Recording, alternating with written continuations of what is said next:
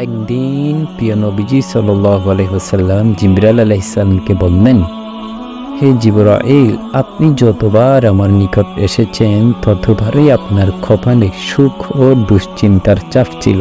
এর কারণ কি?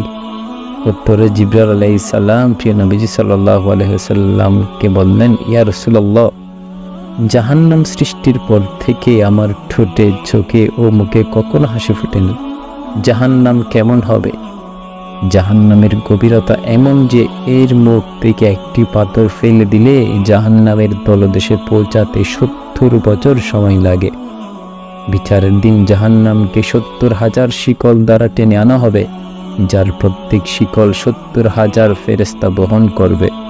জাহান্নামে চাঁদ ও সূর্যকে নিক্ষেপ করা হবে, আর জাহান্নামে তা অবলীলায় হারিয়ে যাবে।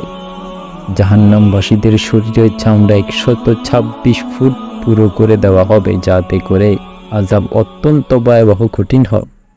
তাদের শরীরে আরও থাকবে তিল, যার একটি উহুদ পাহাড়ের সমান। প্রতিদিন জাহান্নামের আযাব পূর্বের দিন থেকে আরও তীব্র, আরও ভয়াবহ কঠিন করা হবে।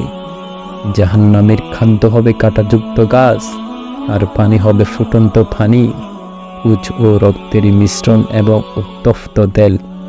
এরপর জাহান্নামবাসীর পিপাসা এত বেশি হবে যে এই পানীয় পান করতে থাকবে।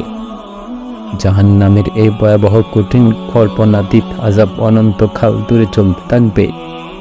জাহান্নামবাসীরা এক পর্যায়ে জাহান্নামের দেয়াল টপকিয়ে পালানোর চেষ্টা করলে তাদেরকে লোহার হাতুড়ি দিয়ে আঘাত করে পুনরায় জাহান্নামে ফেলে দেওয়া হবে।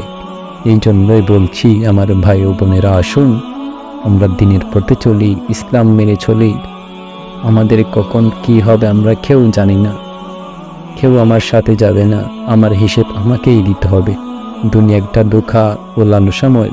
তাই আসুন আমরা পবিত্র কোরআন ও হাদিসের আদেশ নিষেধ ও শরিয়াহ মোতাবেক চলে ভয়াবহ কঠিন জাহান্নাম থেকে বাঁচি। আমাদের পরিবারকেও বাঁচাই, সারা বিশ্বের মুসলমানদেরকেও বাঁচাই। হে আল্লাহ, আপনি আমাকে, আমাদের পরিবারকে ও সারা বিশ্বের সকল মুসলমানকে ভয়াবহ কঠিন জাহান্নামের আযাব থেকে রক্ষা করুন। আমিন।